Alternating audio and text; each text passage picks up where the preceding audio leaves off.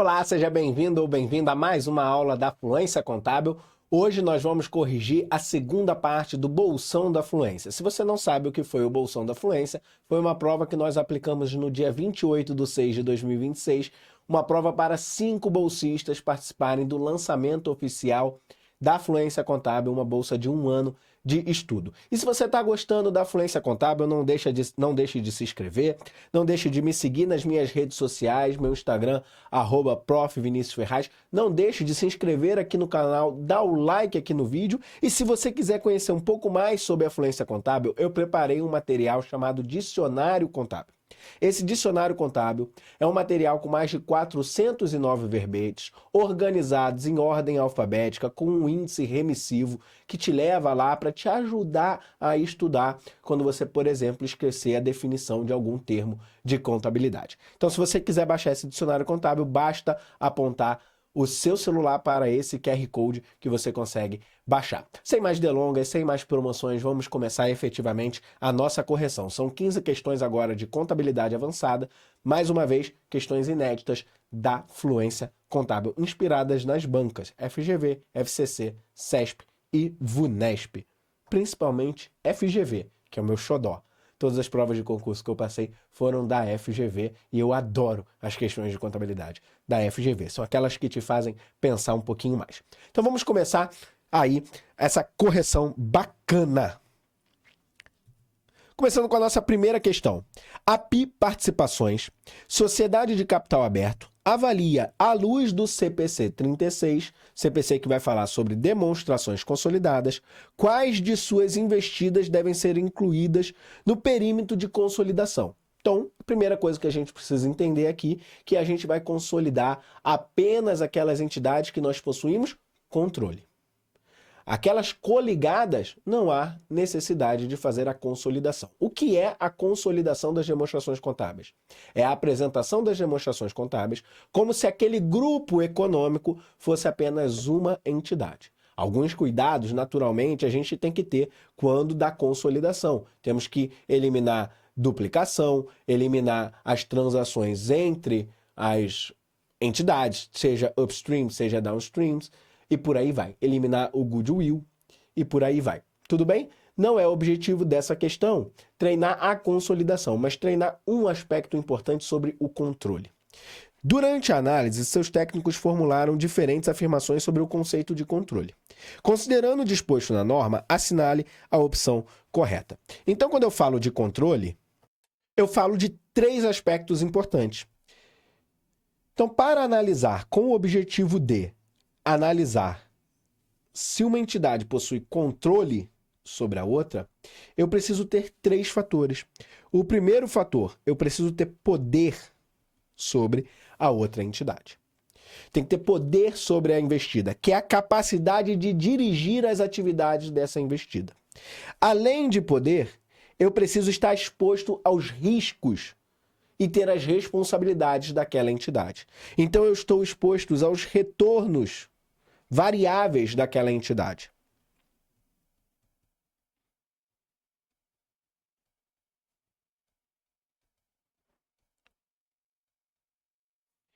E por fim, eu tenho que ter a capacidade de utilizar esse poder, porque não adianta eu ter o poder de dirigir, eu estar exposto ao risco da entidade, ao risco do negócio, verdadeiramente me colocando como um sócio, se eu não tenho a capacidade de utilizar esse poder. Então, essa capacidade de utilizar o poder é capaz de afetar os fluxos de caixa e os negócios futuros dessa entidade. Então, a capacidade do exercício do poder.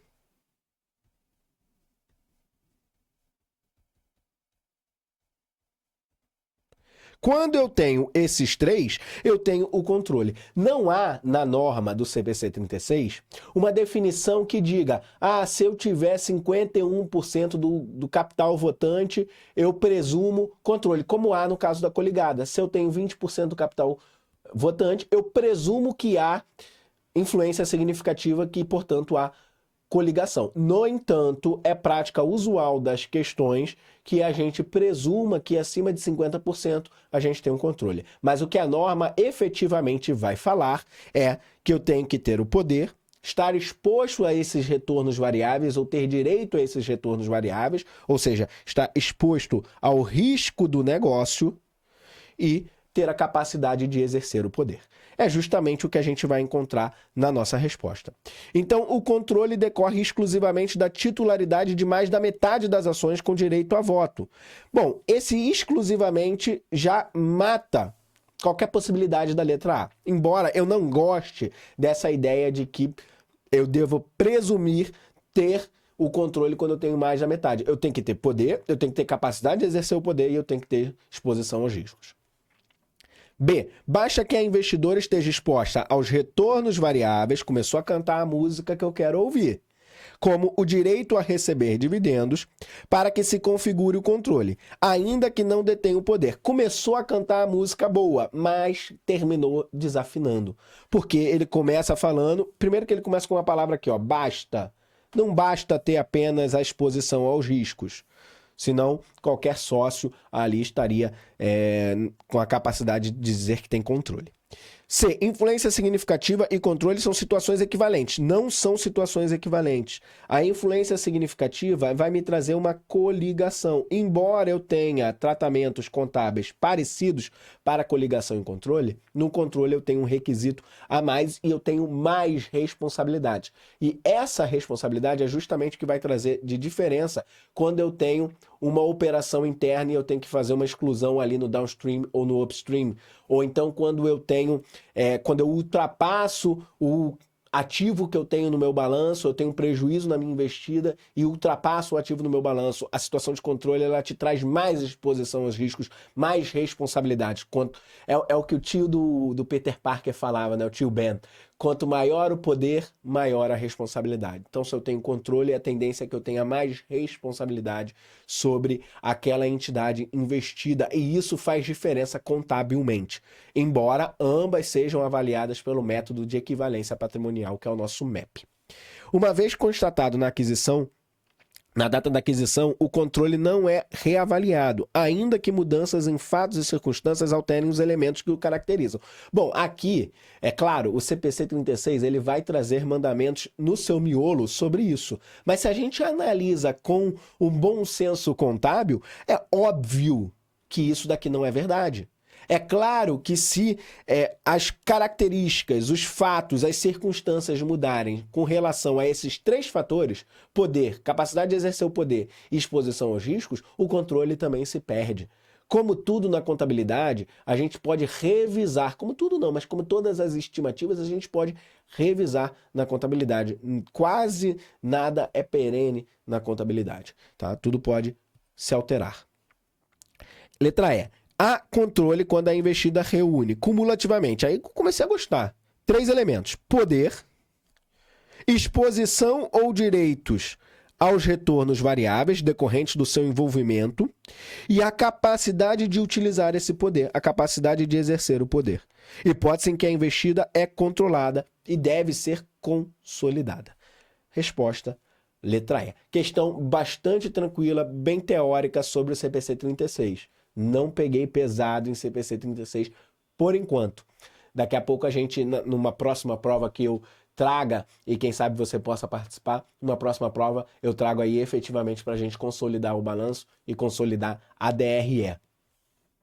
Com algumas operações aí intragrupo. Para a gente deixar interessante, né?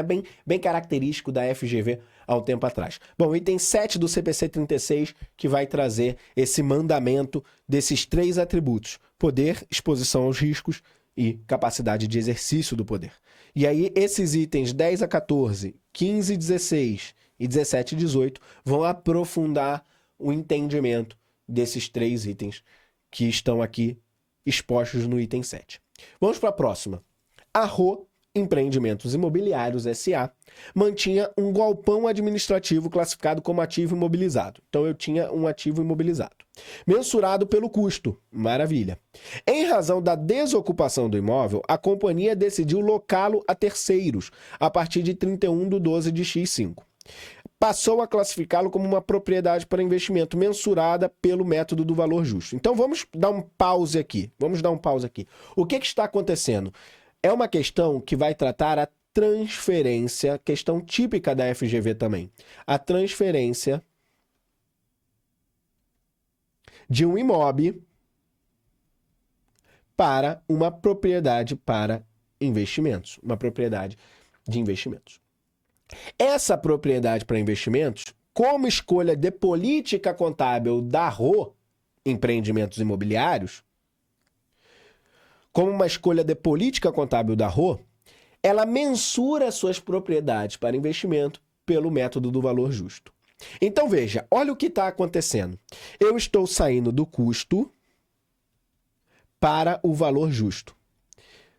Se eu tivesse saindo do custo do imobilizado para a propriedade para investimento e as minhas propriedades para investimento fossem mensuradas a custo, eu não teria diferença contábil. Eu sairia de custo para custo, não teria nenhuma diferença contábil. No entanto, geralmente a diferença entre o valor contábil líquido, que é o que representa o custo histórico ajustado pelas depreciações, no caso do imobilizado, e pelas perdas acumuladas, as perdas de não recuperabilidade no teste de impairment. Então esse custo, esse valor contábil líquido, geralmente é diferente do seu valor justo, que representa uma base de mensuração de saída que vai tentar capturar uma transação ali ordenada entre pessoas que não têm relação entre si, basicamente a dizer o que eu consigo capturar no mercado. Legal, tudo bem. Então eu vou ter uma diferença do valor matemática entre essas duas bases de mensuração. A pergunta que provavelmente essa questão vai fazer é: para onde vai essa diferença? E aí eu te digo, antes da gente começar, regra geral de transferência de qualquer item do ativo para propriedade para investimento mensurada a valor justo. Regra geral, vai para a DRE. Seja receita ou despesa. Essa é a regra geral. Exceção. Existe uma única exceção em que eu, numa transferência, terei um lançamento direto no patrimônio líquido em ajuste de avaliação patrimonial, um outro resultado abrangente. Essa situação é o seguinte: quando eu saio de imobilizado, que é a propriedade ocupada, levo para a propriedade para investimento e a ganho. Se tiver perda, chorou. Se tiver perda, chorou. É DRE, despesa. Mas se tiver ganho, ajuste de avaliação patrimonial. Só que dentro dessa situação há uma outra exceção, que é o que essa questão vai explorar. Questão que eu decidi dar um passo a mais do que a FGV cobra. Eu nunca vi a FGV cobrar essa exceção da exceção. Essa exceção eu já vi ela cobrando, que quando há ganho vai para ajuste de avaliação patrimonial. Mas a exceção dentro disso aí, eu nunca vi ela cobrando. Então foi uma questão que eu sempre quis cobrar essa questão e eu tive a oportunidade agora na Fluência Contábil de desenvolver essa questão. Então vamos lá. Imediatamente antes da transferência, a escrituração apresentava custo de aquisição, então custo histórico 800 mil, uma depreciação acumulada de 200 mil e o saldo para perda por redução ao valor recuperável de impairment de 90 mil, que foi reconhecido em algum exercício anterior. Então já vamos parar aqui mais uma vez para calcular o valor contábil líquido. O valor contábil líquido vai ser igual a 800 menos 200 menos 90. Beleza, sabendo que esse 90 é o impairment, regulado lá pelo CPC 01. Esse valor contábil líquido vai dar 510 mil reais. Maravilha. Na data da transferência, o valor justo do imóvel foi apurado em 760 mil. Opa! Então, o valor justo, 760 mil. E aqui eu tenho, então, uma diferença matemática entre o custo e o valor justo, de 250 mil. A pergunta é, como que eu vou lançar? Porque, veja, quando eu fizer essa transferência, de uma certa maneira, eu tenho que dar o débito no ativo para que esse ativo saia de 510 mil e chegue a 760 mil. Esse débito tem que ser de 250 mil.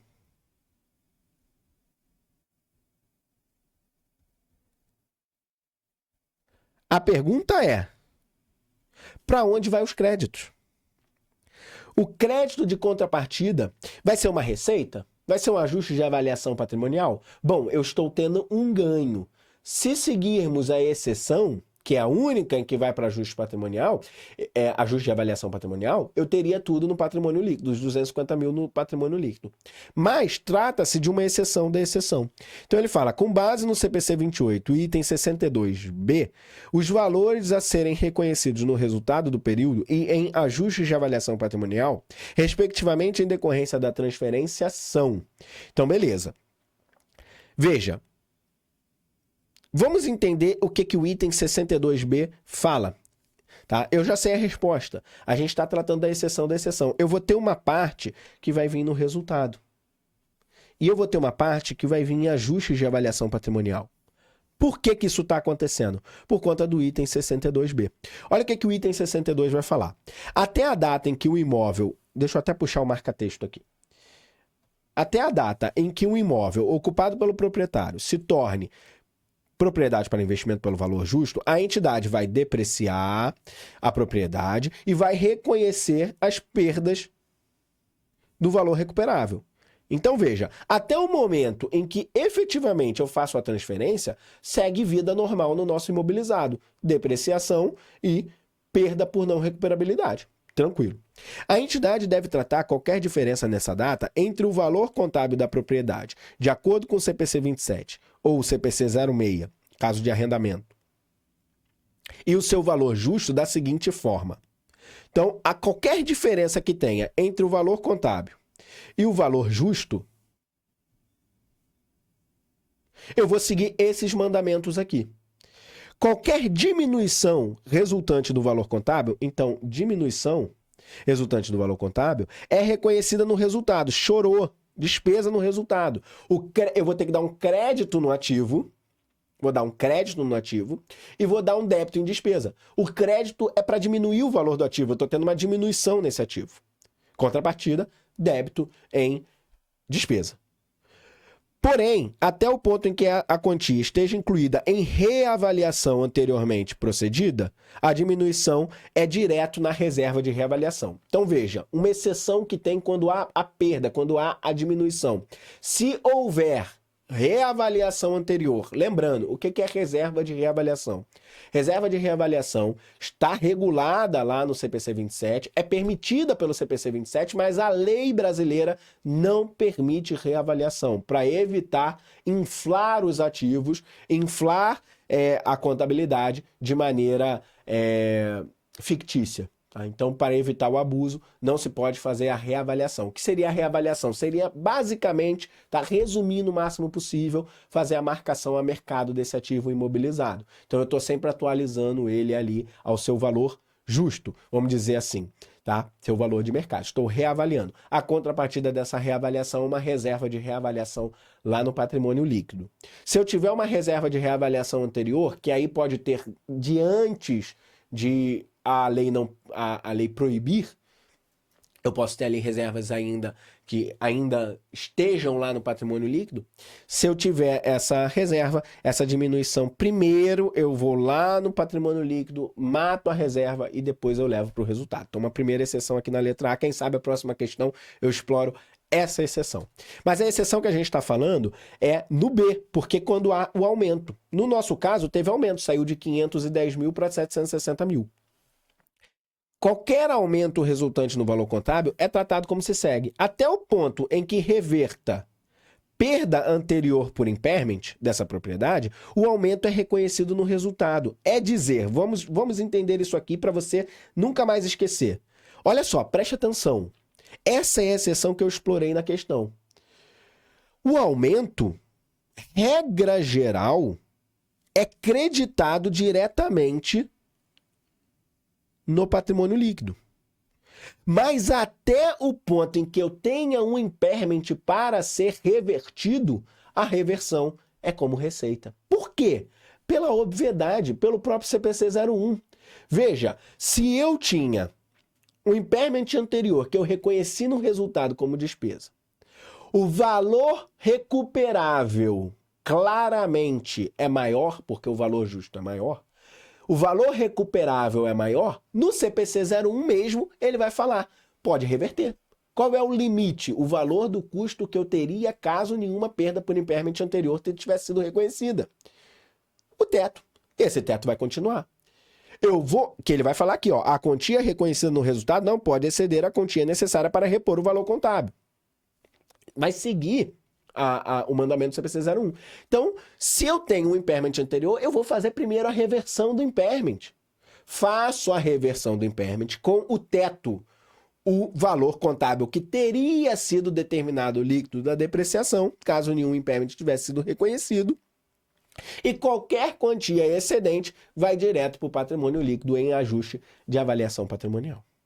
Então, o que eu queria de você nessa questão? Que você percebesse que como eu tenho 90 mil aqui de impairment, como eu tenho 90 mil aqui de impairment reconhecido em exercício anterior, eu primeiro reverto esse impairment e depois eu reconheço o ajuste de avaliação patrimonial. Com o lançamento contábil, nesse sentido, ficaria então uma receita de reversão, uma reversão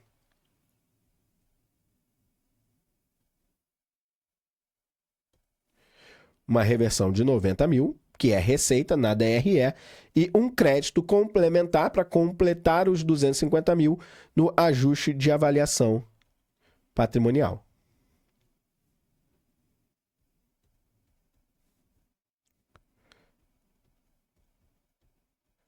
De 160 mil. E é justamente essa a resposta. A resposta está, 90 mil no resultado, 160 mil em ajuste de avaliação patrimonial. Letra A de amor. Espero que você tenha gostado dessa questão que eu fiz com muito carinho. Vamos seguir. Se você gostou dessa questão, não deixe de se inscrever aqui no canal, ativar as notificações, por quê? Eu vou fazer revisões de vésperas, eu vou fazer correções das provas, como a gente tem aqui no canal já, a correção da prova da Cefaz Goiás. Em breve teremos a revisão de véspera da Cefaz Ceará e, eventualmente, a correção da prova da Cefaz Ceará. Então, seguimos juntos nessa batida muito forte aqui da Fluência Contábil, que é um curso completo de contabilidade geral avançada. Teremos ali para os assinantes contabilidade de custos, análise demonstrativos, auditoria, tudo que há dentro do mundo contábil, perícia contábil, tudo que houver dentro do mundo contábil que foi interessante para fins de prova, contabilidade teórica, nós teremos. Quem sabe até alguma coisa de reforma tributária específico para a contabilidade e quem sabe até olhando a contabilidade prática do dia a dia dos nossos contadores, porque aqui é a Fluência Contábil, a escola contábil. Seguindo. Questão 18. A Cerâmica Sigma S.A., na data do balanço, em 31/12/2025, mantém em estoque um lote de revestimentos de porcelanatos, cujo... Aqui faltou o T, né? Porcelanatos, cujo custo de aquisição e produção registrado contabilmente é de R$ 480 mil. Em razão da entrada de produtos concorrentes importados, a administração estima que o lote será vendido por R$ 510 mil. Então, veja, eu tenho um estoque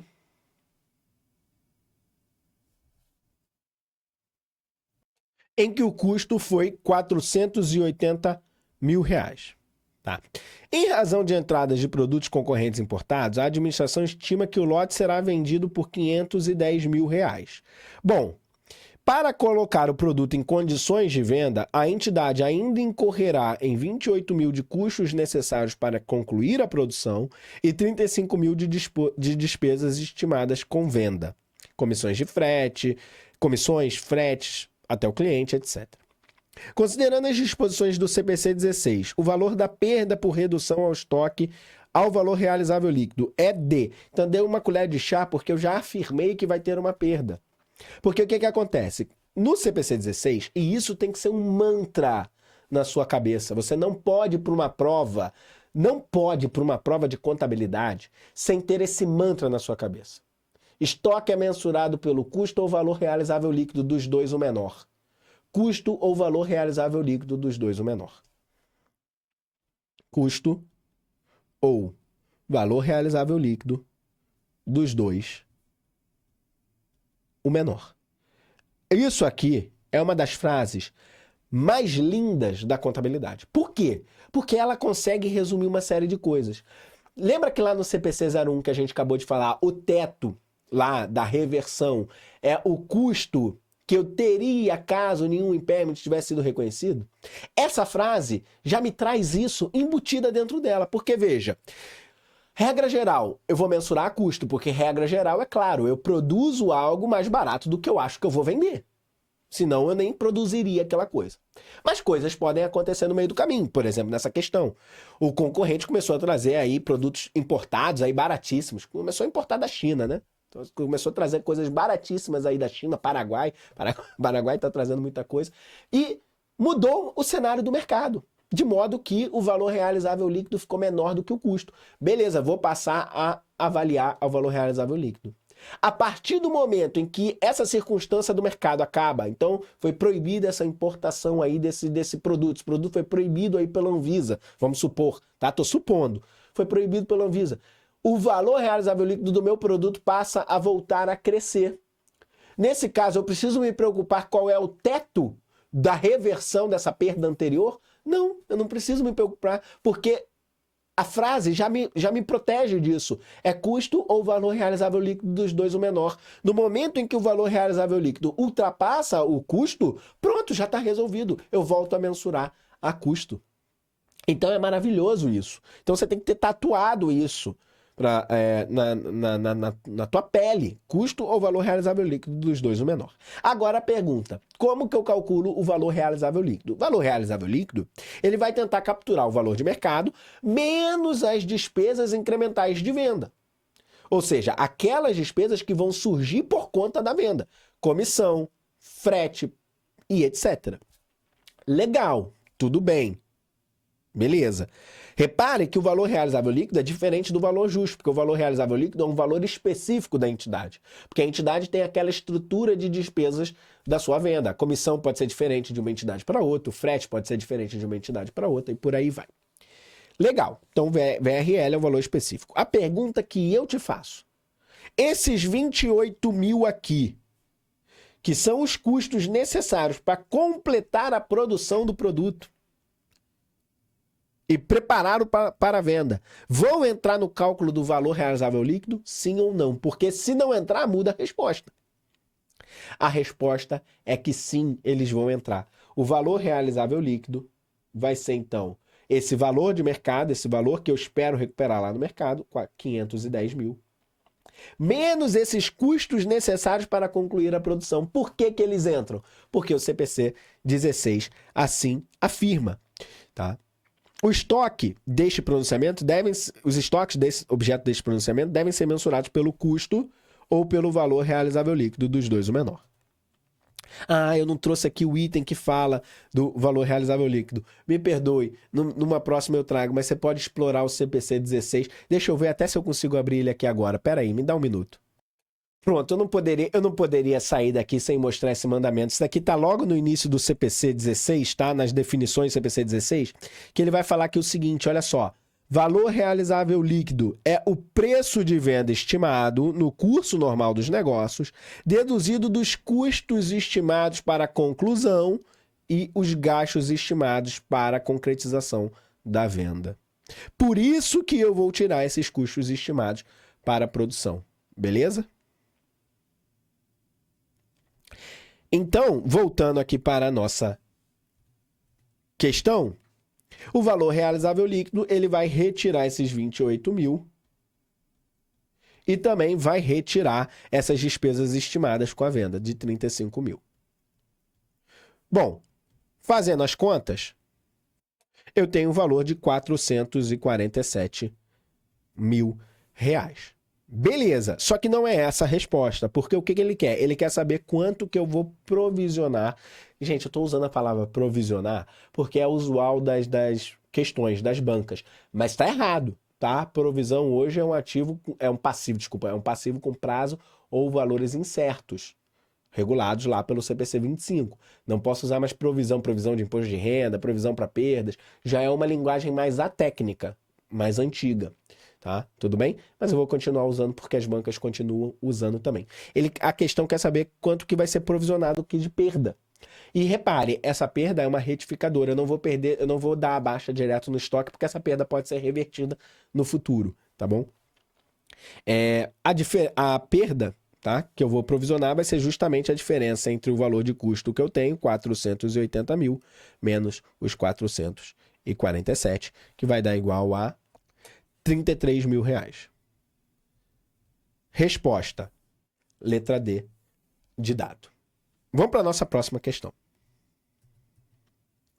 A Metalúrgica Tal Limitada adquiriu uma prensa hidráulica para sua linha de produção e incorreu nos gastos relacionados a seguir, todos pagos à vista. Então, é uma questão que provavelmente vai trabalhar os custos do imobilizado. Custos do imobilizado é bastante capcioso, porque a gente tem muitos mandamentos ali, diferenças. Se eu tiver manutenção periódica, é custo ou é despesa.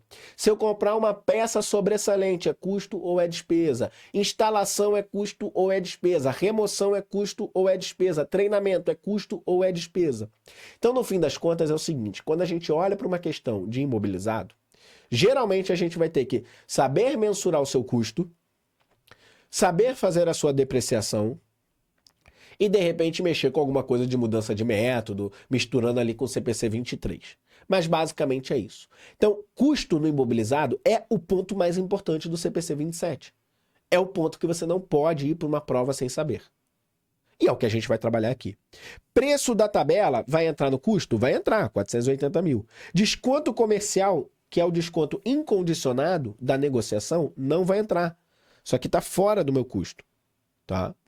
Só que eu tenho que analisar o seguinte, eu tenho que subtrair, né, esses 24 mil desses 480 mil aqui.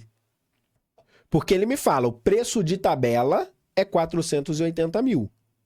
Mas eu tive um desconto incondicional de 24 mil. Então, para mim, né, aquele desconto de todo vendedor, né? Para você que é meu amigo, nunca me viu na vida. Para você, meu amigo, que eu gostei de você, eu vou te dar esse desconto aqui de 24 mil. Dá para todo mundo o desconto, né? Frete até a fábrica. Pergunta, vai entrar no custo? Aí a gente olha para a regra geral de custeio. Regra geral de custeio. Você que já me acompanha já viu eu falando disso várias vezes. Qual é a regra geral de custeio? Até o momento em que eu levo para o local e deixo nas condições pretendidas pela administração, os gastos, como uma regra geral, são custos. E regra geral, o que acontece depois, são despesas. Então, analisa esse frete. Esse frete está trazendo até o local que eu pretendo para a utilização desse imobilizado? Sim. Então ele entra. Tá? Ó. Tá? Ok. Esse aqui vai vir subtraindo. Instalação e montagem. Tô deixando nas condições? Tô deixando nas condições. Então, ó, tá dentro. Estimativa de desmontagem. Essa eu tenho que tomar cuidado. Porque a desmontagem é um evento que só vai ocorrer depois, no futuro, no final da vida útil desse ativo. Ele é uma verdadeira exceção à regra geral de gastos que acontecem depois que chega no local e condições. Esse é um gasto que vai acontecer lá no futuro, depois. Só que o CPC 27, ele justifica da seguinte maneira, é uma responsabilidade que a empresa já tem no momento em que esse ativo imobilizado entra. Por isso devemos reconhecer o custo dele agora, trazendo ele a valor presente no primeiro momento. Então, cuidados que eu tenho que ter com a estimativa de desmontagem. Essa estimativa de desmontagem deve estar a valor presente. É obrigatório que ela esteja a valor presente. Por vezes você tem que calcular esse valor presente. Tudo bem? Então, isso aqui vai entrar, uma verdadeira exceção da nossa regra geral. Treinamento de operadores. Treinamento de operadores não entra. Regra geral, treinamento de mão de obra não entra. Por quê? Porque eu não tenho controle. Ele não o treinamento, ele não cumpre o requisito para reconhecimento de ativo, ele não é um ativo, eu não tenho controle. Lembra que ativo é o recurso econômico presente controlado pela entidade resultado de eventos passados? Então está no tripé da definição de ativo o controle. Eu não tenho controle sobre o treinamento que eu apliquei aos operadores, eles podem ir embora da minha entidade a hora que for. Então, como eu não tenho controle, eu não cumpro o requisito para ativar esse treinamento. Então, sempre que você vir treinamento do pessoal, esquece, não é ativo. tá? Então, se não é ativo, eu não posso levar para o meu balanço. Isso daqui é uma despesa. Isso aqui não vai entrar no custo do meu imobilizado. Perdas operacionais antes do pleno funcionamento. Isso aqui também não entra no custo do meu ativo. Tá? Se entrasse, ferrou, né? O meu balanço patrimonial poderia ser infinito. Não, eu estimo que eu acho que eu vou perder ali no início da operação 500 mil. Que isso? Já vai jogar no teu ativo, então ferrou, né? Nosso ativo vai ficar inflado. Então, princípio da prudência, pessoal. É óbvio que eu não posso reconhecer isso aqui, tá? Então, vamos fazer as contas. O valor de custo do meu ativo vai ser 480 menos 24. E aí eu vou começar a somar. Eu vou somar 18, 27, 35. 18, 27, 35. 18, 27 e 35. Bom, fazendo essas contas, eu tenho que o meu custo inicial é de 536 mil reais. Espera aí.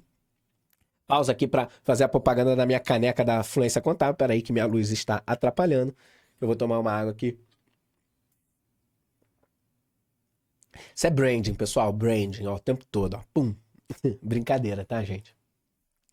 Brincadeira. A gente vai fazendo MBA de gestão empresarial, a gente fica só falando inglês. É só inglês, lá na FGV. Eu faço lá na FGV. Tô falando para vocês que a FGV é meu xodó. É meu xodó, tá? Então, resposta. Letra C. C de casa. FGV é meu xodó. E lá é tudo em inglês, né? MBA de administração, né? Administrador. Vamos fazer uma meeting, né? Vou te dar um feedback.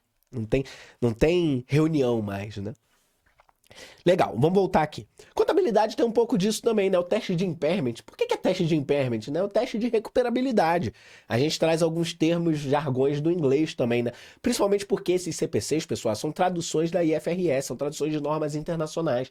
Até por isso, aqui entre nós, até por isso, a linguagem dos CPCs é bastante truncada. É truncada por quê? Porque ela é uma tradução. Então, é difícil capturar, principalmente porque são assuntos complexos. Então, é difícil capturar o sentimento da norma dentro de uma diretriz contábil que nós já tínhamos no país, fazer essa tradução, trazer para uma internacionalização da contabilidade. Com que objetivo? Melhorar o ambiente de negócios internacional para as empresas multinacionais. Esse é o principal objetivo da internacionalização da contabilidade, iniciado pela 11637 e 11941. Duas leis aqui que autoraram a 6404. Então, é muito difícil fazer essa tradução, então por isso nós temos muitos jargões em inglês aqui em contabilidade e temos essa linguagem, por vezes, bastante truncada. É para isso que existe o seu professor Vinícius Ferraz, para poder te ajudar a entender e interpretar esses CPCs da melhor maneira. Mas eu não quero, tá? Uma coisa que você vai perceber se você for meu aluno no curso da Fluência Contábil. Toda hora eu tenho uma coisa que é a hora de pegar a norma. Eu preciso que você pegue as normas.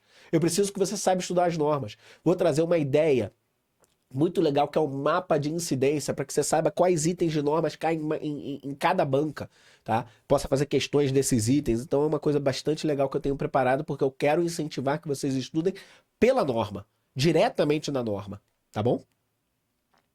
E não fiquem dependendo de mim, né? Eu tô aqui para te dar o pontapé inicial, para te ajudar a interpretar aquela coisa mais difícil, mas depois você tem que engatar no teu caminho sozinho. Tá? Eu tô aqui para te ver voar. Eu sou como uma mãe pássaro que te empurra do ninho. É isso que eu quero. Tá?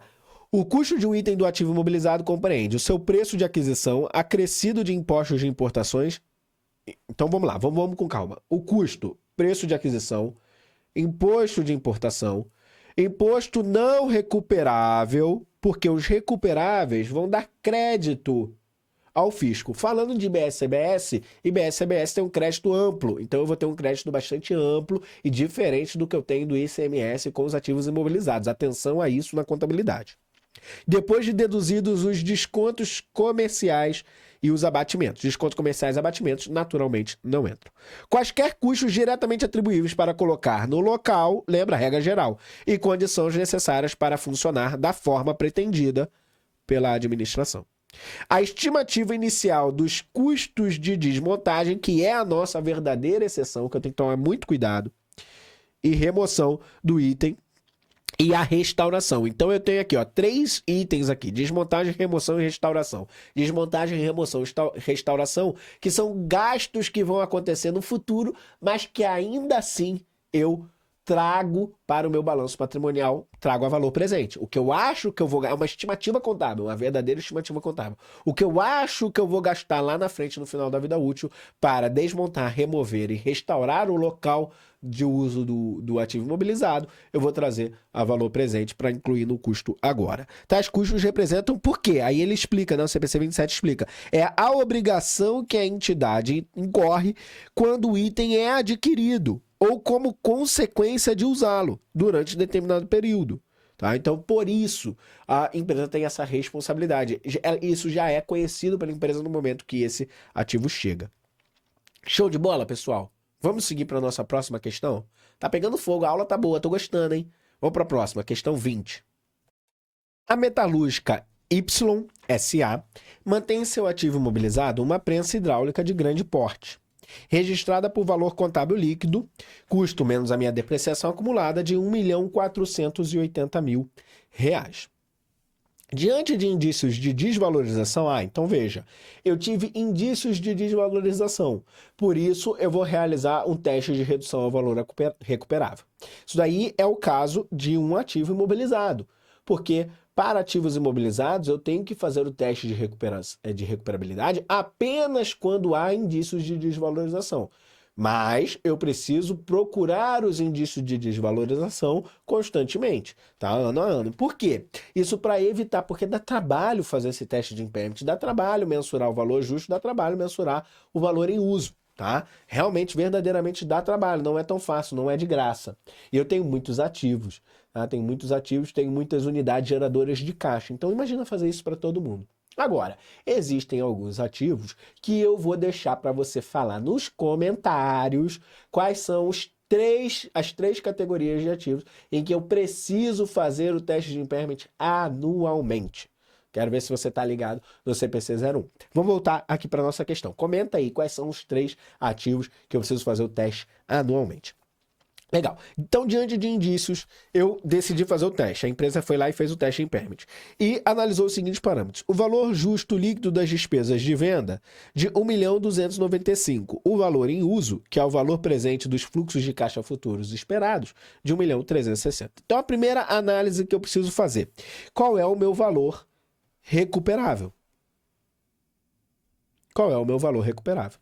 O meu valor recuperável, pessoal, é o maior entre os dois, entre o uso ou a venda. Quando eu faço o teste de impairment, eu estou olhando justamente as 2 formas que eu consigo recuperar o valor do ativo. Só tem 2 formas que eu consigo recuperar o valor de um ativo. Ou eu uso, ou eu vendo. O valor recuperável é o maior entre a venda e o uso. Nesse caso, o meu valor recuperável é o valor de uso, eu vou utilizar. Então, o meu valor recuperável é 1.360.000 reais. Maravilha! Com base no CPC 01, assinale a opção que indica o valor da perda por desvalorização que deve ser reconhecida no resultado de exercício. Então, para encontrar a perda de não recuperabilidade, então a minha perda vai ser igual a o meu valor contábil líquido menos o meu valor recuperável. Isso se e somente se o meu valor contábil líquido for maior do que o meu valor recuperável.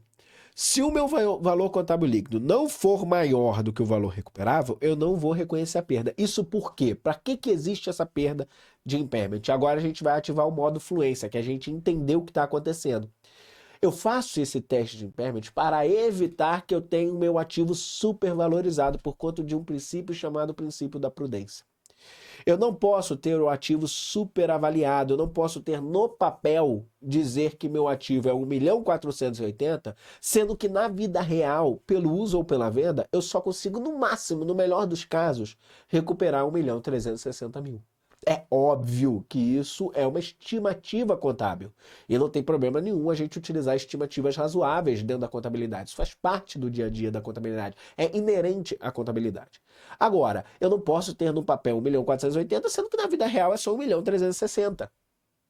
Então eu faço a redução ao valor recuperável para levar o papel para a realidade. Agora, se por outro lado, eu tivesse lá no valor contábil líquido, 1.480.000, mas meu valor recuperável fosse 1.600.000, eu não poderia levar o valor contábil para um valor maior, porque eu estaria reavaliando. E eu não posso reavaliar no Brasil. Eu não posso aumentar o custo, porque ativo imobilizado se reconhece ao custo. Beleza? Então eu não posso passar esse custo. Eu não posso me dar bem. Princípio da prudência também, tá? Princípio da prudência também. Então, beleza. Quanto que vai ser a minha perda? A minha perda, ela vai ser igual a 1.480.000 menos 1.360.000, que vai dar igual a 120.000. Tá? Resposta. Letra D. Vambora, vamos avançar. A FI Insumos Agrícolas S.A. mantém em 20x5 um projeto interno destinado à criação de um novo defensivo biológico. A controladoria segregou o gasto do exercício em duas etapas. Na fase de pesquisa, voltada à investigação original e planejada para obter novos conhecimentos científicos, foram incorridos R$800.000. Na fase de desenvolvimento, na qual a empresa já comprovava... Então veja, olha os requisitos aqui aparecendo. Ó. Já comprovava... Opa! Já comprovava viabilidade técnica, intenção e capacidade de uso, geração de benefícios econômicos futuros, prováveis, recursos para finalizar, mensuração confiável. Opa, beleza. Então, atingir os requisitos necessários e suficientes na fase de desenvolvimento para reconhecimento contábil. Você vai entender já o que está acontecendo daqui a pouco.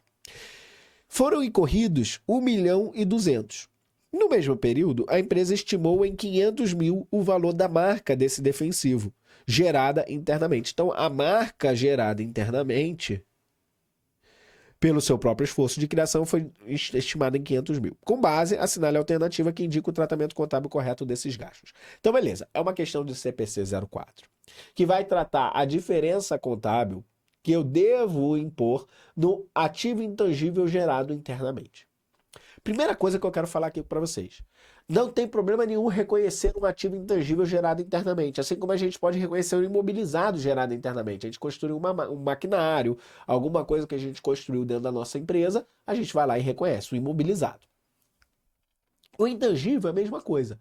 Agora, eu quero que você tatue no seu braço. Tatue no seu braço. Eu jamais vou reconhecer marca gerada internamente. Eu não vou reconhecer marca gerada internamente. Marca gerada internamente não pode ser reconhecida no balanço. Marca comprada, pode. Marca comprada pode, é um ativo intangível. Marca gerada internamente não pode ser reconhecida no seu balanço patrimonial. Beleza? E quando eu estou montando um ativo intangível internamente, geralmente eu preciso muito do setor de P&D, pesquisa e desenvolvimento.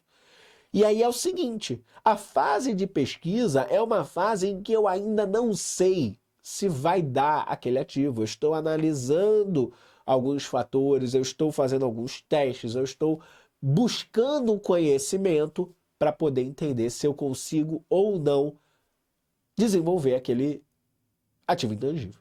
Então, a fase de pesquisa deve ser reconhecida direto na DRE. Os gastos que ocorrem na fase de pesquisa devem ser reconhecidos na DRE. Já a fase de desenvolvimento, eu posso reconhecer como custo e levar para o meu balanço patrimonial. A pergunta é, o que marca a fase de pesquisa, o que marca a fase de desenvolvimento e qual é o limiar? Quando que eu sei que eu comecei a fase de desenvolvimento? Aí o CPC 04 vai trazer esses requisitos que eu marquei de amarelo. Vamos dar uma olhada aqui na norma. Fase de pesquisa. Nenhum ativo intangível resultante de pesquisa ou fase de pesquisa de projeto interno deve ser reconhecido. Os gastos com a pesquisa devem ser reconhecidos como despesa quando incorridos. Durante a fase de pesquisa de projeto interno, a entidade não está apta a demonstrar a existência do ativo intangível, que vai gerar prováveis benefícios econômicos futuros. Portanto, tais gastos devem ser reconhecidos como despesa quando incorridos. São exemplos de atividades de pesquisa. Então, exemplos de atividades de pesquisa. Atividade destinada à obtenção de novo conhecimento. Busca, avaliação e seleção final das aplicações dos resultados de pesquisa ou outros conhecimentos. Então, eu ainda estou na fase de busca, na fase de avaliação, na fase da seleção. Cuidado com essa palavra, seleção final das aplicações. Eu estou selecionando finalmente as aplicações dos resultados. Cuidado, tá? Cuidado. Isso aqui é bastante difícil, tá? Bastante difícil. É difícil de lembrar isso aqui, tá? Vou pensar num bom mnemônico pra gente tentar decorar isso aqui melhor pro futuro, tá? Vale a pena. Ainda na fase de pesquisa, eu estou buscando alternativas de materiais. Eu ainda não tenho material. Estou buscando alternativas de materiais, de dispositivos, de processos, de sistemas, de serviços. Formulação de projeto, avaliação e seleção final das alternativas possíveis. Eu estou fazendo a seleção final das alternativas possíveis para materiais, dispositivos, produtos, processos, sistemas. Fase de desenvolvimento. Um ativo intangível resultante de desenvolvimento deve ser reconhecido somente se a entidade puder demonstrar todos os aspectos a seguir. Primeiro, viabilidade técnica. Isso aqui a FGV cobrou na discursiva da CFMG para auditoria e fiscalização. Prova de 2022. Tinha que lembrar tudo isso aqui. Cada uma valia 2 pontos, se eu bem me lembro. Viabilidade técnica para concluir o ativo intangível de forma que seja disponibilizado para uso ou para venda. Intenção de concluir esse ativo. Capacidade de usar ou vender. Forma como o ativo vai gerar o benefício econômico. Então, de que forma que eu vou gerar esses benefícios econômicos futuros? Eu tenho que demonstrar existência de mercado ou para o próprio ativo, se ele deseja para uso interno, a sua utilidade. Disponibilidade de recursos técnicos. Então, não adianta eu ter viabilidade técnica, capacidade, tal. Eu tenho que ter os recursos para finalizar. E a capacidade de mensurar com confiabilidade. Se eu tiver todos esses requisitos, eu posso reconhecer o ativo intangível. Beleza? Então, vamos lá. Vamos voltar para a nossa questão. Os gastos de pesquisa, então, aqueles 800 mil, despesa. O desenvolvimento de 1.200.000, ativo, capitalizado. E a marca gerada internamente não vai ser reconhecida. Tá? Então a nossa resposta vai dar a letra E, ó, gasto de pesquisa 800, despesa. Gasto de desenvolvimento 1.200.000. Capitalizado. E a marca gerada internamente não é reconhecida como ativo. Vinícius, vai ser reconhecido como despesa? Não teve gasto, tá? Cuidado. Não teve, esses 500 mil não foram gastos. Eu acredito que vale 500 mil. Tá? Mas eu não gastei 500 mil para fazer a marca, não. Tá? Então, ela não vai ser reconhecida, também não vai ter despesa. Não teve gasto aqui, não gastei dinheiro. Não é isso. Eu acredito que vai ser 500 mil, aí eu vou jogar no meu balanço. Contrapartida, meu coração. Contrapartida, crédito, meu coração. Eu acredito. Débito em marca gerada internamente. Contrapartida, minha esperança. Eu acredito que vai dar grana. Sou eu aqui, ó. Eu vou reconhecer o fluência contábil. Como? Contrapartida. Minha esperança. Eu acho que vai dar certo. Comenta aí se você acha que vai dar certo. Comenta aí se você está gostando da fluência contábil. Eu estou gostando. Eu acho que é um projeto bastante legal, bastante inovador. Espero que você goste também. Vamos seguir. A construtora Ki Limitada firmou um contrato com um cliente para projetar, fabricar e instalar estrutura metálica sob medida. O contador da empresa, ao estudar o CPC 47, precisa aplicar corretamente o modelo das 5 etapas que sustenta o princípio básico da norma, segundo o qual a entidade reconhece receita de forma a refletir a transferência dos bens ou serviços prometidos a um montante que reflita a contraprestação esperada em troca desses bens ou serviços. Cara, esse enunciado é uma verdadeira aula, porque ele traz o princípio fundamental, que eu vou trazer doutrinariamente, me sentindo um verdadeiro doutrinador. Eu vou quebrar o princípio básico do CPC 47 em 2 princípios, que é o princípio da transferência e o princípio da contraprestação esperada. Eu só reconheço receitas quando da transferência reconheço pelo valor que eu espero a contraprestação esperada. Princípio da transferência, e da transferência e princípio da contraprestação esperada. Tá lá no meu material no PDF. Um dos diferenciais aqui da fluência contábil é que CPC 47 aparece no início do curso, na verdade, bem no meio do curso, lá no início do módulo 3. Por quê? Porque o CPC 47 vai regular simplesmente nada mais, nada menos do que a primeira linha da DRE, a receita operacional das empresas, receita de contrato com o cliente. Então é o CPC mais importante que eu tenho. Talvez o mais importante. Tem outros importantes. O CPC 26 é extremamente importante. Tem vários importantes. Mas o CPC 47 é extremamente importante, tá? E o CPC 47, ele vai trazer 5 etapas que eu preciso trabalhar. Esse modelo de 5 etapas é cobrado literalmente pelas bancas e as bancas querem que você saiba a ordem. Não é invenção da fluência contábil. Tem questões de banca que você precisa saber a ordem e o título. Aí, o que cada etapa desse reconhecimento das receitas eu tenho que fazer. Então, eu tenho que saber aqui esse modelo e a ordem desse modelo. Por isso que eu trouxe essa questão do modelo e da ordem, e eu tenho um mnemônico muito legal. Estamos agora, hoje é dia 03/07, estamos na antevéspera, hoje é sexta-feira, o jogo do Brasil, se Deus quiser, o Brasil vai ganhar, vai ser no domingo. Brasil e Noruega. Brasil e Noruega no domingo. E já que estamos em clima de Copa do Mundo, nós vamos copar. É um mnemônico que eu inventei para a gente poder decorar essa coisa aqui, inspirado na Copa do Mundo e em meu xará, Vini Júnior. Então, vamos copar. Vamos copar. O que é o copar?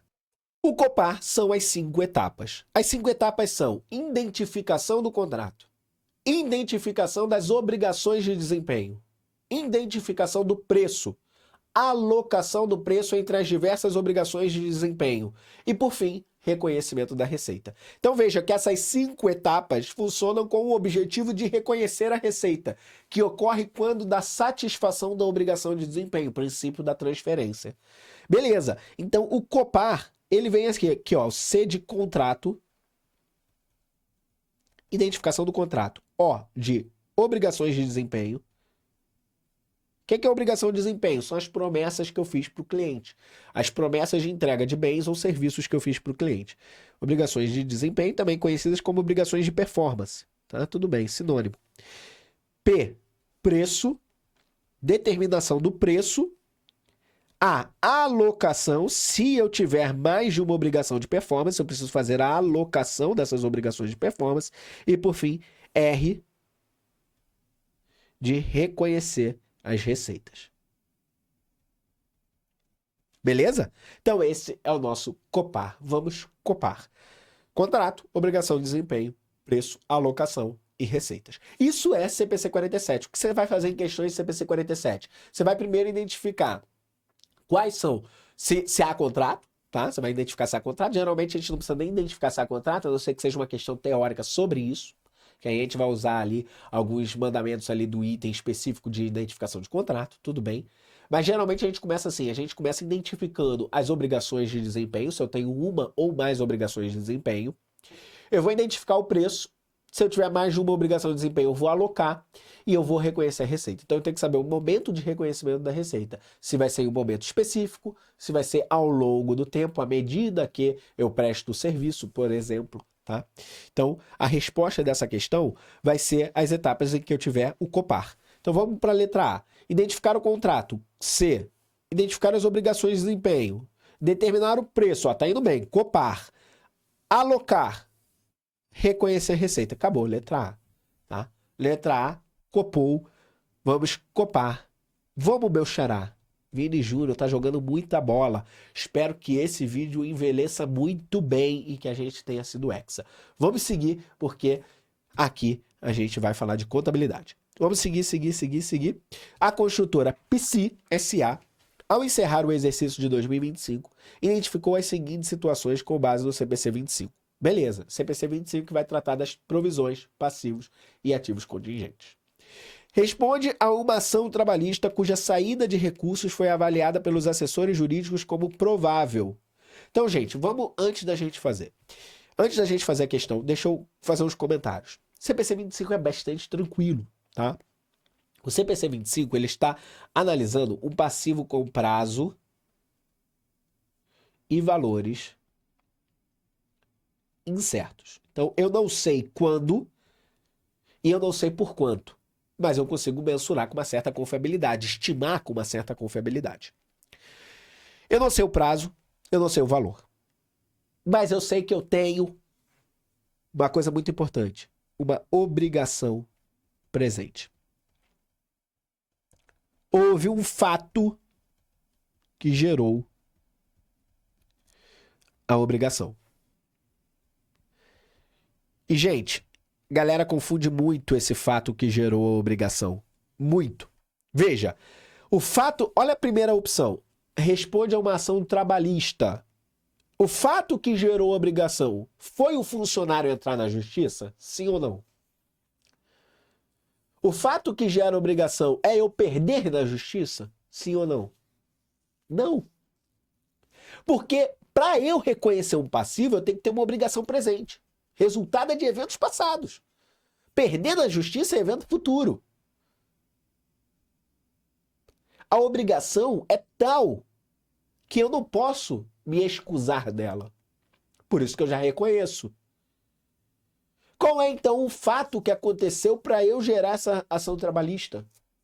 Gente, foi eu ter trabalhado com esse meu trabalhador ao arrepio da CLT. Eu fiz besteira. Eu dei mole com o meu trabalhador. E quando eu perguntei pro meu advogado falou, você vai chorar. O cara entrou na justiça e tá certo. Você vai perder. Existe 90% de chance de perder. E eu acho que você vai perder tanto.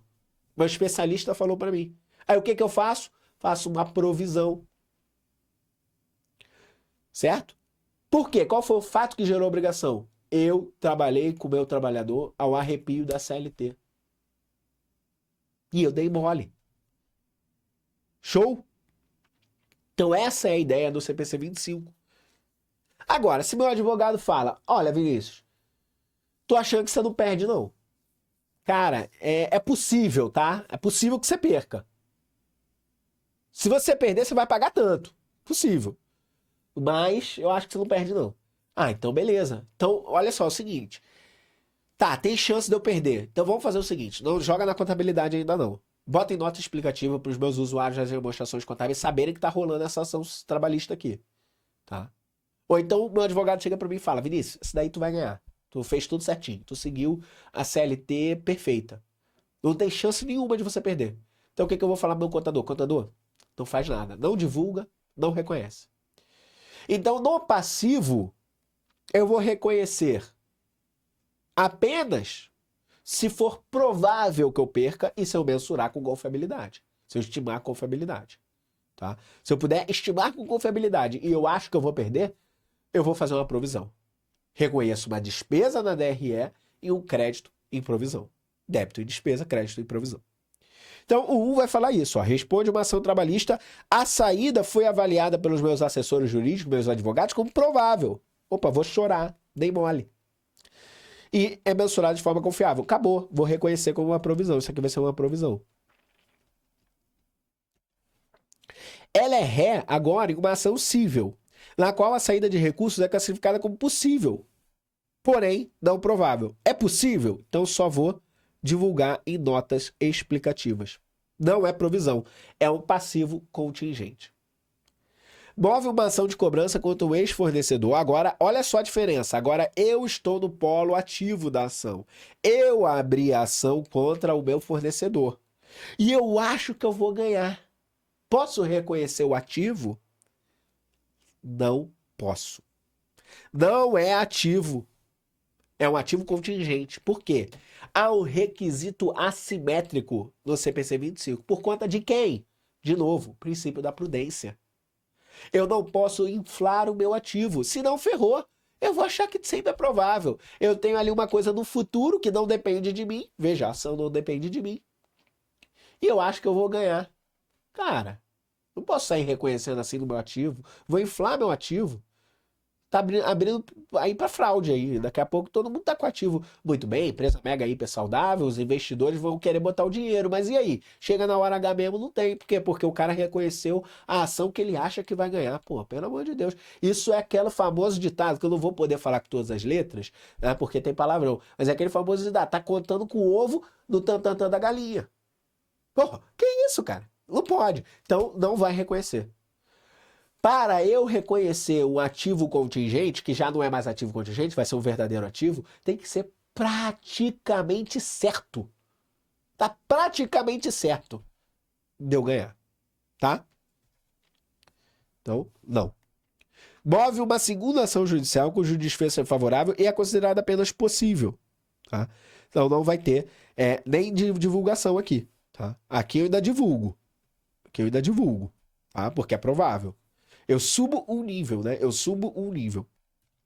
Beleza. Então, resposta. Devem ser reconhecidas como provisões. 1 e 2. 1 e 2 vai ser reconhecida como provisão. A 2, não. A 2 não é provisão. 1 deve ser reconhecida como provisão. 2 não deve ser reconhecida nem divulgada. 2 vai ser divulgada. 1 deve ser provisão. 2 deve ser reconhecida como passivo contingente. Tudo bem, mas eu não reconheço passivo contingente no balanço, tá? Cuidado com essa pegadinha da C, tá? Passivo contingente não é reconhecido no balanço. 1 e 2 devem ser divulgadas como passivos contingentes. Não, porque a 1 é provisão. 1 deve ser reconhecida como provisão. 2 deve ser divulgada como passivo. 3 deve ser divulgada como ativo contingente. E 4, nada deve acontecer. Letra E de escola. Escola contábil, fluência contábil. Vamos seguir. Questão 24. Ômega Indústria de Embalagens Limitadas encerrou o exercício de X1 com lucro contábil antes do imposto de renda e da contribuição social. Beleza. Ao apurar o lucro real, a contabilidade identificou itens que afetaram a base tributável do período. Então veja, eu já estou vendo aqui que é uma questão de CPC 32. Tá? Uma questão de CPC 32. O que acontece no CPC 32? Eu tenho a base de cálculo contábil, que é o que acontece na contabilidade, e eu tenho a base fiscal, que é o que a legislação tributária federal, IR e CSLL, tributos federais, a legislação tributária federal vai permitir ou não que eu deduza ou não deduza. Toda vez que eu tenho uma despesa dentro da DRE, eu estou diminuindo a base de cálculo do imposto de renda. Algumas despesas são indedutíveis. E mais do que isso, algumas despesas são temporariamente indedutíveis e outras despesas são permanentemente indedutíveis. Eu vou ter o exemplo das duas aqui nessa questão. Quando eu constituo uma provisão para garantias, a Receita vai falar, olha só, legal, você fez a provisão para garantias, só que essa despesa ela é indedutível para fins fiscais. Nesse momento, quando acontecer lá o resultado da garantia, você vai lá e pode utilizar, que é que a gente vai ver daqui a pouco. E a multa, é óbvio que a multa ela é indedutível. Pô, já pensou? Você fez uma besteira, tomou-lhe uma multa, reconheceu a despesa, e isso vai diminuir o teu imposto de renda. Olha que beleza. Olha que beleza. Aí vai diminuir o teu imposto de renda. É claro que não. O que a legislação fiscal vai falar? Vai lá na apuração do imposto de renda e soma de novo a multa. Porque você não vai fazer uma besteira e vai ter uma benesse fiscal. E mais do que isso, essa diferença é permanente. Porque quando eu somo de novo, eu aumento a base de cálculo. No caso da provisão, quando eu aumento a base de cálculo, significa o quê? Que eu estou pagando mais imposto agora e menos no futuro. Significa que quando eu pago mais imposto do que eu deveria agora, eu passo a ter um crédito fiscal, um ativo fiscal diferido. Diferido por quê? Porque eu só vou poder usar no futuro. Então, quando eu aumento, quando eu tenho adições no LALUR, na apuração do imposto de renda, eu estou gerando, se forem temporárias, ativos fiscais diferidos. Se eu tiver uma subtração, uma exclusão lá na apuração, eu estou gerando um passivo fiscal. Por quê? Porque eu estou diminuindo a base de cálculo hoje, então no futuro eu pago mais. Essa é a lógica do CPC 32 que você mais precisa saber, tá? E aí é o seguinte, aqui eu vou ter uma adição, provisão. Adiciona, beleza. Ativo fiscal diferido. Multa tributária, adiciona, mas essa daqui, ó, não vai dar crédito, porque é óbvio, multa não pode dar crédito, tá? Então é isso. Olha a pergunta. Considerando a alíquota combinada da CSLLR é de 34% e que há expectativa de lucros tributáveis futuros suficientes, o valor do tributo diferido a ser reconhecido pela Ômega em X1, em conformidade com o CBC 32, corresponde a. Então, olha, eu quero saber qual é o ativo fiscal diferido. Eu vou pegar simplesmente a diferença, que é 180 mil, e vou multiplicar por 34%. Beleza? Isso vai dar 61.200. Show de bola? Resposta: 61.200. Se você quiser saber mais sobre a CPC 32, tem aqui já no canal do YouTube uma aula completa de CPC 32, muito baseada na FGV. A FGV é a que mais cobra questões de CPC 32 boas, né? Então tem aqui no canal já uma aula e, é claro, na escola Fluência Contábil nós vamos ter uma aula teórica completa, falando o que é lucro real, lucro presumido, é claro. Não vamos entrar na legislação tributária federal, apenas naquilo da legislação que é relevante para fins contábeis de provas de concurso. Tá? Aqui, contabilidade teórica, não vamos atingir a contabilidade prática. Por enquanto, quem sabe a Fluência Contábil no futuro, a gente não tenha treinamento para contadores trabalharem no seu dia a dia, principalmente voltado nesse novo cenário de inteligência artificial. Legal. Voltando. Então, alguns seguintes termos, eu acho que vale a pena a gente investir um tempo aqui agora, só para a gente falar de alguns termos que eu tenho aqui do CBC 32, tá? Eu tenho resultado contábil, é o lucro ou prejuízo do período antes da dedução dos tributos sobre o lucro tributável ou o prejuízo fiscal é o lucro ou prejuízo determinado de acordo com as regras estabelecidas pelas autoridades tributárias, pela Receita Federal, sobre o qual os tributos sobre o lucro são devidos ou recuperáveis. Despesa tributária ou receita tributária é o valor incluído na determinação do lucro ou prejuízo para o período relacionado. Vinícius, tem como ter receita tributária? Tem como ter receita tributária. Na verdade, é o que a gente tem aqui, né? É o que a gente tem aqui. Veja, qual que você acha que é a contrapartida desse meu ativo? Eu vou ter um débito, ativo fiscal diferido. Sempre não circulante, né? Ativo fiscal diferido. Sempre no não circulante. Qual é o crédito? O crédito é uma receita tributária. É uma receita, tá? De 61.200. Tributo corrente é o valor do tributo devido ou recuperável e lucro tributável, prejuízo fiscal do período. Sobre o lucro tributável ou prejuízo fiscal do período. Beleza? Não vou me adentrar mais aqui em CPC 32, tem já um vídeo no canal e para quem for da Escola Fluência Contábil, a gente vai ter a teoria completa de CPC 32, não só resolução de questões, vamos ter resolução de questões também, mas o vídeo teórico e material PDF. A Metalúrgica Alfa SA adquiriu em 2 de 1 de X1 uma prensa hidráulica por valor de 420 mil, atribuindo-lhe valor residual estimado de 60 mil e vida útil de 8 anos. A empresa depreciou o equipamento pelo método linear, método das cotas constantes. No início de X4, então veja, eu tenho que marcar as datas. Ela adquiriu em X1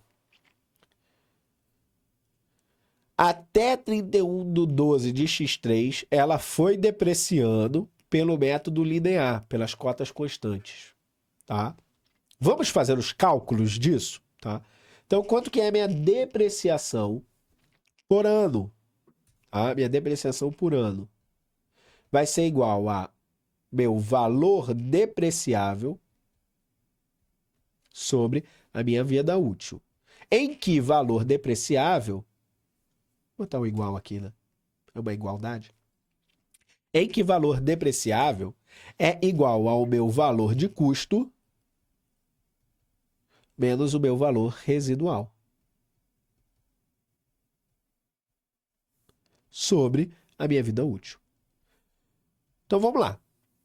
Quanto que é o meu valor de custo? 420 mil. Meu valor residual, 60 mil. Então eu vou ter que a minha depreciação por ano vai ser igual a o meu custo, 420, menos 60, que eu divido por 8. Maravilha. Fazendo essa conta, dá 45 mil. Beleza, 45 mil por ano. Quanto tempo passou até 31/12 de X3? Eu vou ter X1 completo, X2 e X3. Passaram 3 anos. Beleza. 3 anos. Então, a minha depreciação acumulada vai ser igual a 3 vezes 45 mil. Isso vai dar igual a 90,135. O que faz com que eu tenha um valor em X3, tá? Em 31/12 de X3. Eu vou ter um valor contábil líquido igual a 420 menos 135, que vai dar 285 mil. Maravilha. Nesse momento, eu decido mudar o método de depreciação. Mudança de método de depreciação é uma mudança de política contábil ou uma mudança de estimativa contábil. Mudei o método de depreciação. É política ou é estimativa? Isso faz toda a diferença no cálculo. Porque se for política, eu tenho que retroagir. Eu volto no tempo e aplico esse método como se ele sempre fosse aplicado. Se for mudança de estimativa, eu aplico de X3 para frente. E aí é que vem a pegadinha. Método de depreciação tem cheiro, tem cor, tem gosto de mudança de política. Como se fosse o meu bel prazer do contador. Meu julgamento profissional como contador, que escolhesse a depreciação, mas não é. Quem escolhe a depreciação é o próprio bem, é a característica do bem. E a estimativa da qual eu acho que eu vou utilizar aquele bem. É o padrão de consumo que melhor se adequa ao bem e ao uso que eu acho que eu vou ter. Então, o método de depreciação, ele é escolhido, não é escolhido nem a palavra, ele é determinado pelo padrão de consumo do ativo subjacente. E o padrão de consumo do ativo subjacente, por sua vez, é a estimativa do uso que eu espero ter daquele ativo. Se o padrão de consumo é uma estimativa do que eu espero consumir daquele ativo, e o método de depreciação é determinado, pelo padrão de consumo, logo, o método de depreciação é também uma estimativa contábil. Então, o método de depreciação é uma estimativa contábil, embora tenha cara, cheiro, gosto de política. Então, mudança de método de depreciação é mudança de estimativa contábil. E se é mudança de estimativa contábil, nós vamos aplicar prospectivamente. O que isso significa para fins de cálculo? Nós vamos fazer de X3 para frente. E é o que a gente vai calcular aqui agora, tá? No início de X4, após reavaliar o padrão de consumo, quem escreveu essa questão é muito bom. Fui eu mesmo, tá? O padrão de consumo dos benefícios econômicos do bem, a administração concluiu que a prensa será mais intensamente utilizada nos primeiros anos e decidiu adotar, a partir de X4, o método da soma dos dígitos para a vida útil remanescente. O valor residual e a vida útil total permaneceram inalteradas. Então, eu continuo achando que eu vou vender por 60 mil e eu continuo achando que vale 8 anos, né? Eu já consumi 3 anos, eu tenho mais 5 anos pela frente, tá? Tenho mais 5 anos pela frente só. Então, vamos aplicar aqui os cálculos. Lembrando que o CPC 27, a gente falou disso na última aula, ele vai trazer como método da soma dos dígitos adequado no seu texto o método decrescente, tá? Porque a soma dos dígitos pode ser crescente ou decrescente. Aqui eu já até falei que é decrescente, tá? Mas geralmente eu vou utilizar decrescente, tá? Se não falasse nada, vai pelo decrescente, que é mais seguro, tá? O CPC 27, ele menciona o decrescente. O que é a média da soma dos dígitos? Eu vou pegar a vida útil, que é igual a 5 anos, né? Que é a minha vida útil remanescente, e vou quebrar, né? É quase que eu estiver quase fatorando aqui, ó. 5 mais 4, mais 3, mais 2, mais 1. Isso vai dar igual a 15. Como é o primeiro ano que eu vou utilizar, e é o método decrescente, o fator, né? O fator que eu vou utilizar vai ser 5 sobre 15. Eu não vou explicar muito sobre soma dos dígitos, está lá no vídeo de contabilidade geral. Tinha uma questão também de contabilidade geral. O que eu queria mais bater nessa questão mesmo era essa questão do CPC 23, misturado com o CPC 27, essa mudança de método de depreciação. Era o meu objetivo, tá? Então vamos lá. Vamos calcular a depreciação que eu vou ter. Tá? Vou usar esse cantinho aqui, tá? Então a minha nova depreciação, minha depreciação linha, e aí nem é por ano, né? Porque não é mais constante, né? Minha depreciação linha, 1, né? Do primeiro ano, vai ser igual a meu valor contábil, 285, menos o meu valor residual. E eu vou multiplicar pelo fator. Agora não vai ter sobre a vida útil, eu vou multiplicar pelo fator, 5 sobre 15. Boto parênteses aqui, né? Pra gente ter a equação certinha. E isso vai dar um valor de 75 mil reais. Show? Resposta. Letra B. De bola. Beleza? Vamos avançar. Antes da gente avançar, deixa eu falar aqui, olha só. Por que que mudança de média da depreciação é mudança de estimativa não política? Se você estiver duvidando aí de mim. Por causa do CPC 27. O CPC 27 ele vai ser expresso, tá? O método de depreciação aplicado deve ser revisado pelo menos ao final de cada exercício. Se houver alteração no padrão de consumo, porque quem manda no método de depreciação é o padrão de consumo. O método de depreciação vai ser alterado para refletir essa mudança. Essa mudança de quê? De estimativa. A mudança deve ser registrada como mudança na estimativa contábil. Acabou. Está expresso no CPC 27. Embora tenha cara, cheiro, cor, gosto de mudança de política.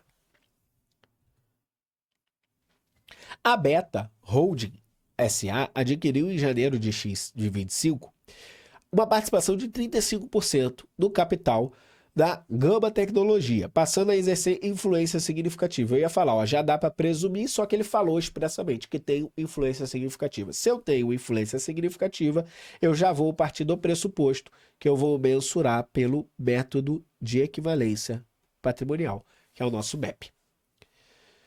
A aquisição foi registrada pelo custo de 1.200.000. O investimento é avaliado pelo método de equivalência patrimonial. Durante o exercício de 20x25, a Gama Tecnologia apurou lucro líquido de 800 mil e, ao final do período, declarou dividendos no montante de 300 mil aos seus acionistas. O patrimônio líquido total da Gama Tecnologia era de 3 bilhões. Com base no CPC 18, o valor que a Beta Holding deve reconhecer em seu resultado no exercício de 2025 a título de resultado de equivalência patrimonial decorrente desse investimento é D. Então vamos lá, preste atenção. Preste atenção. O que é o método de equivalência patrimonial? É o método em que a minha participação, o meu ativo, vai ficar variando a depender do caminho em que o patrimônio líquido da minha investida tomar. Como assim? Se eu comprei 35% da empresa, eu comprei 35% do patrimônio líquido.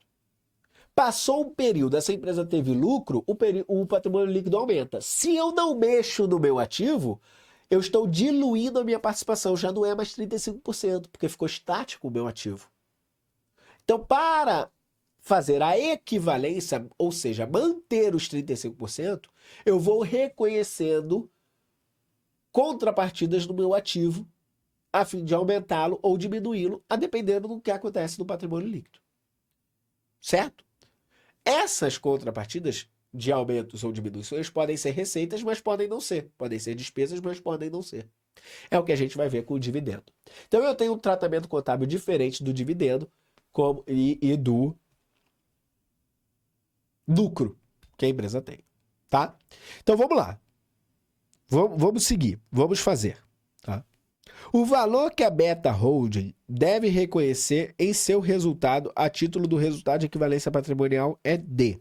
Então vamos lá. Primeira coisa que aconteceu. Eu tive um lucro de 800 mil. O lucro de 800 mil vai aumentar o patrimônio líquido da minha investida. Se aumentou o patrimônio líquido da minha investida, eu tenho que aumentar o ativo da minha investidora. Para quê? Para manter a equivalência. Enquanto em 800 mil, não. Em 800 vezes 35%, porque eu só tenho 35%. Como que é o lançamento contábil disso? Débito da participação, né, que é o investimento, em gama,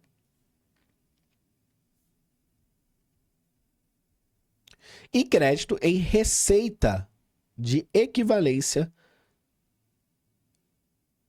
patrimonial. Receita de equivalência patrimonial. Beleza? Essa receita vai para DRE, direto. Quanto que é essa receita? Essa receita vai ser 800 vezes 35%, que vai dar igual a 280. Acabou a questão. Acabou a resposta à letra D. Posso passar? Vinícius, mas e esse dividendo aí? Não vai ter receita? Dividendo não gera receita. Veja, o lançamento do dividendo. Eu vou ter 300 mil de dividendos e a minha empresa, ela vai receber, porque eu sou investidor, ela vai receber 35% de 300. Bom, quando esse dividendo sai, quando ele cai, o que acontece com o PL da investida? Ele desce. Se o PL da investida desce, eu tenho que diminuir o meu ativo. E eu vou fazer isso. Como que eu diminuo o ativo? Eu dou um crédito na participação, no investimento. E qual é o débito da contrapartida? É dividendo a receber. Aqui eu tenho o lançamento permutativo. Aqui eu tenho o lançamento modificativo. Então, quando tem dividendo, eu não tenho receita. Eu tenho o dividendo a receber. Tudo bem? Eu só vou ter receita no dividendo se eu tiver reconhecido a custo o meu investimento. Como ele não foi reconhecido a custo, foi reconhecido pelo MEP, eu não tenho receita.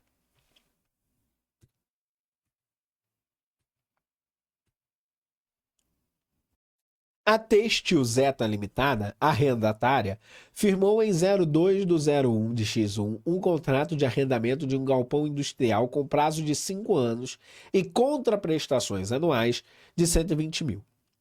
A primeira contraprestação foi paga à vista, na data de início do contrato. E as 4 contraprestações restantes serão pagas ao final de cada um dos anos seguintes. A taxa de desconto apropriada resulta em um fator de valor presente de anuidade postecipada, que eu peguei pesado na matemática financeira, tá? Para as 4 parcelas remanescentes igual a 3,1699. Esse 3,1699 é de série de pagamentos iguais, tá? Que você estuda lá em matemática financeira. Ele vem da seguinte fórmula, né? Esse índice, tá? Esse A vai ser igual a... Na verdade, eu não vou chamar de A aqui, não. Eu vou chamar de FVP, que é esse índice que eu vou trazer para a série de pagamentos iguais. Ele vem dessa fórmula. 1 menos 1 mais I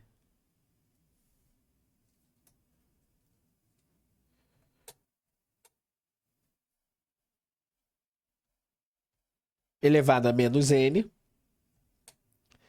dividido por I. Tudo isso aqui dividido por I, em que I é a taxa, tá? Só trouxe um incremento a mais, tá? Só para ver se a galera que estava na bolsa aí saberia usar ou se estava usando IA, né? Eu botei aqui para dar uma dificuldade a mais, porque eu sabia que quem acertasse essa questão aqui tava meio estranho, né? Tava meio estranho, que isso aqui foge bastante da contabilidade, ou tava muito bom em matemática financeira, né? Muito bom em matemática financeira. Legal. Antes do início do uso, a empresa incorreu em 35 mil de custos diretos iniciais, comissões e taxas para a celebração do contrato. E estimou em 28 mil o valor presente dos custos futuros de desmontagem e restauração do galpão, que serão a ela exigidos no término do contrato. Não houve incentivos de arrendamento recebidos com base no CPC 06. O valor pelo qual a Têxtil Zeta deve reconhecer na data do início o ativo de direito de uso é em reais. E aí vamos ver o que o CPC 06 fala sobre isso. Olha só. Na data de início, o arrendatário deve mensurar o ativo de direito de uso ao seu custo. Então, o ativo de direito de uso é mensurado ao custo. Na data de início, o arrendatário vai mensurar o passivo de arrendamento ao valor presente. Então, eu vou utilizar aquela taxa, aquele índice, para trazer a valor presente aquela série de pagamentos iguais.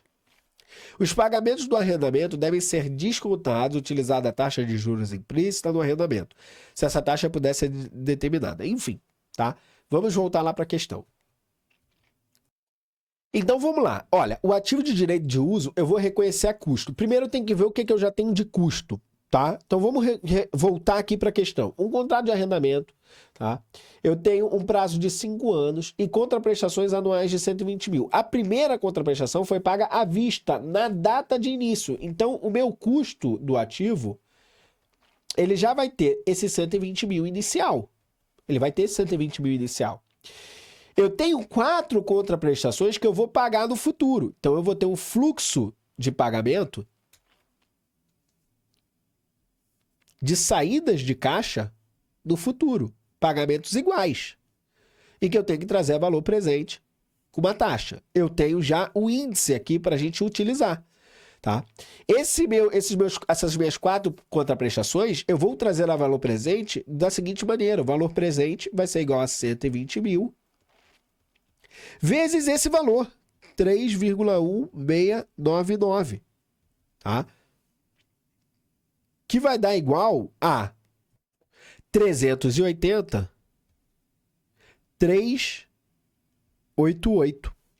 E isso vai entrar no meu custo, 388. Além disso, eu tenho em custos diretos iniciais, que vão entrar, e eu tenho a remoção, que também vai entrar. Fazendo todas essas contas, eu tenho que o gabarito é letra C, 563,388. Beleza? Eu trouxe essa taxa só para trazer uma dificuldade a mais para o aluno. Vamos seguir, que a gente está quase terminando. Questão 28. A companhia ETA Têxtil Limitada está mensurando ao valor justo na data do balanço 4 itens distintos do seu ativo e precisa enquadrar cada mensuração na hierarquia de valor justo estabelecida no CPC 46, CPC que vai falar sobre valor justo. Os itens são 1. Lote de ações de companhia aberta, cotadas e negociadas com frequência em bolsa. Então eu tenho mercado aberto, que é cotado, que tem o valor em tempo real, mensurado pelo preço de fechamento do pregão na database.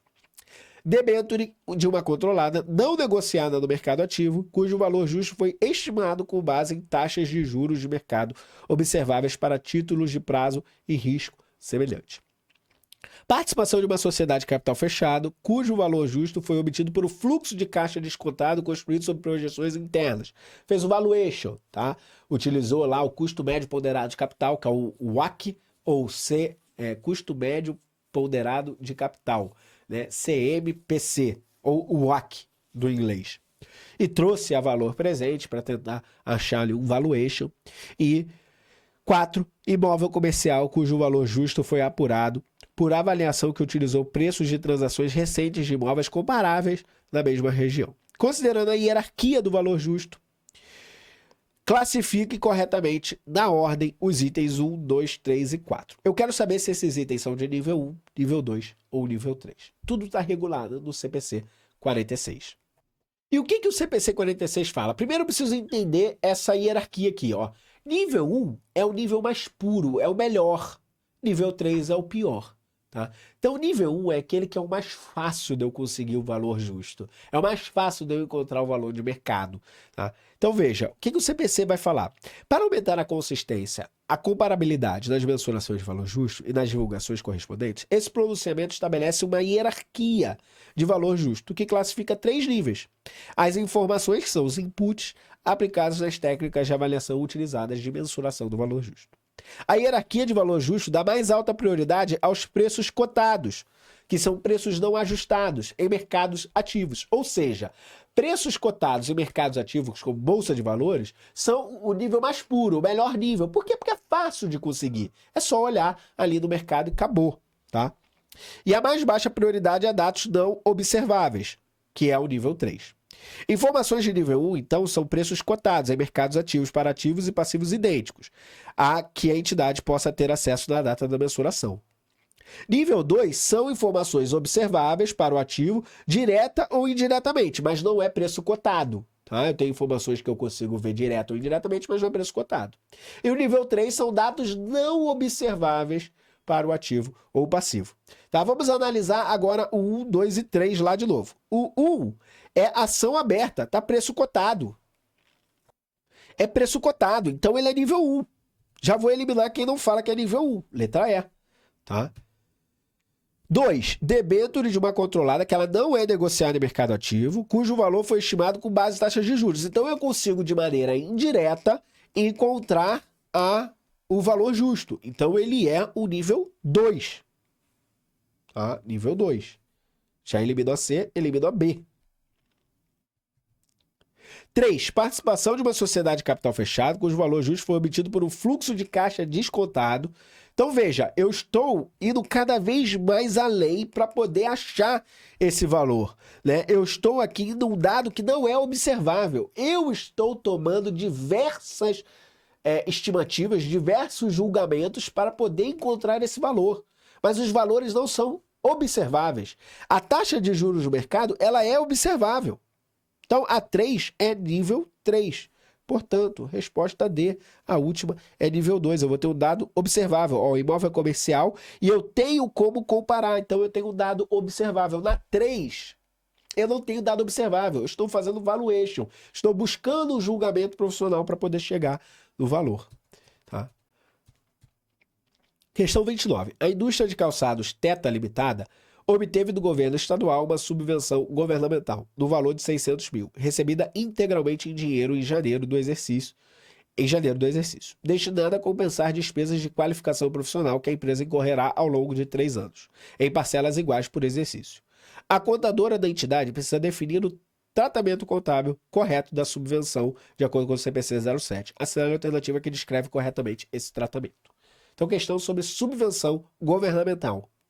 Veja, olha o que o CPC 07 fala sobre isso. Uma subvenção governamental, ela é reconhecida como receita ao longo dos períodos e confrontada com as despesas que ela vai compensar em uma base sistemática, tá? Então eu vou reconhecendo aos poucos de acordo com a despesa. Junto com essa despesa eu vou reconhecendo essa receita. E é justamente o que vai falar a letra A. A subvenção vai ser reconhecida como receita ao longo do período em base sistemática.